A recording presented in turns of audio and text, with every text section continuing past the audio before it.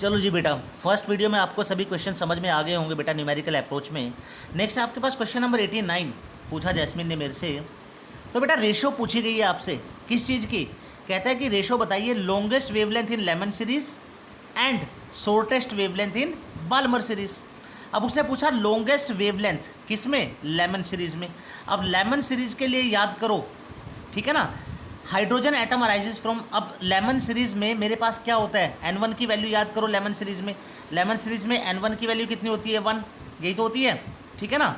और इलेक्ट्रॉन कहाँ से मूव करेगा? अब इस चीज़ को समझने के लिए मुझे एक कंसेप्ट याद होना चाहिए 9th क्लास का 10th का। E = h म्यू होता है मेरे पास, एनर्जी का जो फार्मूला होता है। और म्यू की वैल्यू, फ्रीक्वेंसी की वैल्यू क्या होती है? C/λ। यानी एनर्जी और वेवलेंथ क्या है? Inversely proportional. यानी एनर्जी जब कम होगी तो वेवलेंथ क्या होगी? ज़्यादा होगी। और मैं ये कह सकता हूँ कि एनर्जी जब ज़्यादा होगी तो वेवलेंथ क्या होगी? कम होगी, ठीक है ना। तो उसने क्या पूछा है? लॉन्गेस्ट वेवलेंथ, यानी वेवलेंथ ज़्यादा होनी चाहिए। यानी वेवलेंथ ज़्यादा होनी चाहिए तो एनर्जी क्या होनी चाहिए? कम होनी चाहिए, ठीक है ना। और लेमन सीरीज में इलेक्ट्रॉन कहाँ से जंप करेगा? कहाँ जंप करेगा? फर्स्ट ऑर्बिट के अंदर। कहाँ से जंप कर सकता है? N2 से। N1 के ऊपर कौन सा एनर्जी लेवल है भाई? N1 के ऊपर जो एनर्जी लेवल है वो कौन सा है? N1 के ऊपर N2 है। तो यहाँ से इलेक्ट्रॉन N1 में लेमन सीरीज में जब जंप करेगा, ठीक है ना, तो उसका वेव नंबर निकाल लो। जब 2 से सेकंड ऑर्बिट से फर्स्ट ऑर्बिट में इलेक्ट्रॉन आएगा तो मेरे पास फार्मूला है RZ² × 1/N1² - 1/N2²। N1 की वैल्यू कितनी है लेमन सीरीज में? 1, ठीक है ना। कहाँ से इलेक्ट्रॉन ने जंप किया? N2। हाई एनर्जी लेवल कौन सा है? सेकंड, ठीक है ना। और Z की वैल्यू कितनी होती है? एटॉमिक नंबर की वैल्यू कितनी होती है हाइड्रोजन के लिए? 1। तो कैलकुलेट कर लीजिए, आपके पास 3/4 आ जाएगा। अब उसने पूछा है रेशो, तो उससे पहले हमें क्या निकालना पड़ेगा भाई? शॉर्टेस्ट वेवलेंथ पूछ रहा है, वो किस में? कौन सी सीरीज में? बाल्मर सीरीज में। अब बाल्मर सीरीज में याद करो कि जो N1 की वैल्यू है वो कितनी होती है? 2। भाई बाल्मर सीरीज में N1 की वैल्यू 2 होती है ना। यानी सेकंड ऑर्बिट में इलेक्ट्रॉन को जंप करना है। सेकंड ऑर्बिट में कहाँ से जंप करेगा? जब शॉर्टेस्ट वेवलेंथ हो। शॉर्टेस्ट वेवलेंथ मतलब छोटी वेवलेंथ होनी चाहिए, यानी एनर्जी गैप क्या होना चाहिए? ज़्यादा होना चाहिए। अभी अभी बताया था E = hc/λ, ठीक है ना। तो वेवलेंथ छोटी कब होगी? जब एनर्जी गैप ज़्यादा होगा। तो एनर्जी गैप मैक्सिमम कितना हो सकता है? जब इलेक्ट्रॉन इन्फिनिटी से सेकंड स्टेट में आए। तो वेव नंबर निकाल लीजिए, इसका भी कितना आ जाएगा? R। वही RZ² × 1/N1² - 1/N2²। High energy state infinity, 1/इन्फिनिटी क्या होता है? 0, ठीक है ना। N1 की वैल्यू 2 रख दीजिए, R आ गया। अब मेरे पास क्या होता है? म्यू = C/λ होता है, मुझे पता है। म्यू और लैम्डा क्या हो गया बेटे? दोनों इन्वर्सली प्रोपोर्शनल हो गए एक दूसरे के, ठीक है ना। तो रेशो निकाल लीजिए। आपसे हीलियम और हाइड्रोजन की रेशो पूछी गई है, सिंपली वैल्यू पुट करके मेरे पास answer is 4/3। Question number 102, wonderful question, fantastic. यहाँ पे आप ट्रिक लगाओगे। उसने क्या कहा? क्वेश्चन की लैंग्वेज समझो। हाइड्रोजन स्पेक्ट्रम में हमें 6 लाइनें मिली, Lyman, Balmer, Paschen, Brackett, Pfund and Humphreys, ठीक है ना। जहाँ पे Lyman, Balmer, Paschen, Brackett and Pfund and Humphreys, वो कहता है कि इलेक्ट्रॉन जब जंप करता है पार्शियन सीरीज में, पार्शियन सीरीज में, और पार्शियन सीरीज के लिए याद करो N1 की वैल्यू कितनी होगी? 3। यानी थर्ड ऑर्बिट में इलेक्ट्रॉन जंप कर रहा है। कहाँ से जंप करेगा भाई? अपने से हाई एनर्जी से। कहाँ से? N4 से। तो डिफरेंस पूछा ना उसने, तो N4 से पॉसिबिलिटी क्या है? सबसे पहले N4 से थर्ड स्टेट में उसने जंप किया। तो कहता है कि जब इलेक्ट्रॉन पार्शियन सीरीज में आएगा तो रेडियस में क्या डिफरेंस आएगा? भाई सबसे पहले सिंपल सी बात है, हमने R3 निकाल लिया, रेडियस निकाल लिया जब उसने इलेक्ट्रॉन ने जंप किया थर्ड ऑर्बिट के अंदर, ठीक है ना, N1 = 3 के अंदर। तो सिंपल फार्मूला लगाइए रेडियस का, 0.529 × N²/Z एंगस्ट्रॉम। कहाँ से जंप किया? 4 से। तो रेडियस निकाल लीजिए 4 के लिए, R4, 0.529 × N²/Z। तो डिफरेंस कितना होगा हमारे पास?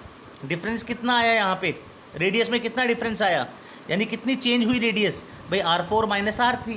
बस सिंपल कैलकुलेशन कर दीजिए, R4 की वैल्यू माइनस R3 की वैल्यू, आपके पास कितना आ जाएगा? 3.7 × 10⁻⁻10 metre. Question number 119, again the very very tricky question, wonderful question is given over here, superb question. क्या क्वेश्चन कहता है? आपके पास एक हाइपोथेटिकल सिचुएशन दी हुई है जहाँ पे N1 की वैल्यू 1, 2, 3, 4 एनर्जी लेवल दे दिए, और उसने इलेक्ट्रॉन का क्या दिखाया है? इलेक्ट्रॉन को क्या दिखाया है? हाई एनर्जी से लो एनर्जी में आते हुए दिखाया है। जब सेकंड स्टेट से फर्स्ट में आ रहा है इलेक्ट्रॉन, सेकंड सिचुएशन उसने कहा कि फोर्थ ऑर्बिट से फर्स्ट ऑर्बिट में जब इलेक्ट्रॉन आएगा थर्ड में उसने कहा थर्ड ऑर्बिट से जब सेकंड ऑर्बिट में आएगा, और लास्ट में उसने कहा जब इलेक्ट्रॉन थर्ड ऑर्बिट से फर्स्ट ऑर्बिट में आएगा। तो जो हमारे पास है, जो जब इलेक्ट्रॉन हाई एनर्जी से लो एनर्जी में आता है तो हमेशा कौन सा स्पेक्ट्रम देता है? एमिशन स्पेक्ट्रम, क्योंकि वो एनर्जी रेडिएट करेगा। और जो एनर्जी रेडिएट करेगा, जब उस एनर्जी को हम स्पेक्ट्रोस्कोपी में देखेंगे तो हमें क्या दिखाई देंगे? कलर के बैंड्स दिखाई देंगे, ठीक है ना। तो कलर बैंड दिखाई देंगे। तो कहता है कि इन चारों में से ये बताओ कि रेड कलर कौन सा शो करेगा। तो हमारे पास बड़ी सिंपल सी ट्रिक है जो आपको पता होनी चाहिए। क्या कि सबसे पहले तो हमें एनर्जी गैप देख लीजिए यहाँ पे किसका ज़्यादा होगा। भाई सबसे ज़्यादा गैप किसका है? जब इलेक्ट्रॉन 4 से 1 में आएगा, ये एनर्जी गैप ज़्यादा है, यानी 4 से 1 की एनर्जी सबसे ज़्यादा होगी। फिर किसकी होगी? जब 3 से 1 में आएगा इलेक्ट्रॉन तो ये एनर्जी होगी। फिर किसकी होगी? जब 2 से 1 में आएगा इलेक्ट्रॉन। और फिर किसकी होगी? जब 3 से 2 में आएगा। देखो अब यहाँ से और यहाँ में, इन दोनों में 3 से 2 में आ रहा है और यहाँ पे 2 से 1 में। जब ग्राउंड स्टेट में आएगा तो एनर्जी ज़्यादा एमिट होगी बेटा वहाँ पे।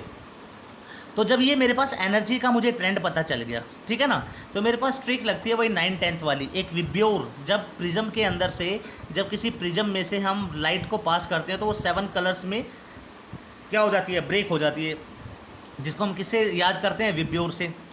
तो विब्योर में आपको पता है जब हम वॉयलेट से रेड की तरफ जाते हैं तो एनर्जी क्या होती है? कम होती जाती है, और वेवलेंथ क्या होता है? बढ़ जाता है। और जब हम रेड से वॉयलेट की तरफ मूव करते हैं तो एनर्जी बढ़ती है और लैम्डा क्या होता है? कम होता है। बस यही बात है। तो मेरे पास एनर्जी सबसे ज़्यादा किसकी है? इसकी। जब एनर्जी ज़्यादा है तो एनर्जी किधर ज़्यादा है? इस तरफ, यानी वायलेट की एनर्जी सबसे ज़्यादा होगी। इसका कलर कैसा होगा? वायलेट, ठीक है। उसके बाद एनर्जी किसकी ज़्यादा है? ब्लू। उसके बाद इसका कलर कैसा होगा? ब्लू। उसके बाद किसके एनर्जी ज़्यादा है? ग्रीन। उसके बाद इसका कलर कैसा होगा? ग्रीन। यानी फोर्थ जो बच गया वो क्या हो गया? रेड। यानी थर्ड ऑर्बिट से जब सेकंड ऑर्बिट में इलेक्ट्रॉन मूव करेगा, ट्रांजिशन करेगा, तब जो कलर होगा वो कैसा कलर होगा बेटा? रेड कलर होगा। और ये चारों कलर उसने आपको दिए हुए हैं क्वेश्चन में, ठीक है बेटा। तो इस तरह से आपको केमिस्ट्री में the main thing is that when you have theory part crystal clear, only then you can do the numerical. That is very very important. अगर आपको थ्योरी क्लियर है तभी आप न्यूमेरिकल्स को टच कर सकते हो बेटा। अगर थ्योरी क्लियर नहीं है, कंसेप्ट क्लियर नहीं है, तो इतना आसान नहीं होता। और सिंगेज के डीपीपी जो मॉड्यूल होते हैं वो सबसे हार्ड होते हैं, क्योंकि थोड़े से एडवांस लेवल को टच करते हैं यहाँ पे क्वेश्चंस, ठीक है बेटा। तो थैंक यू वेरी मच। कोशिश करो इनको करने की। कल फिर मुझे डाउट बताओगे जिन क्वेश्चंस में होंगे, मैं आप लोगों को वीडियो बना के डालूंगा। Okay, thank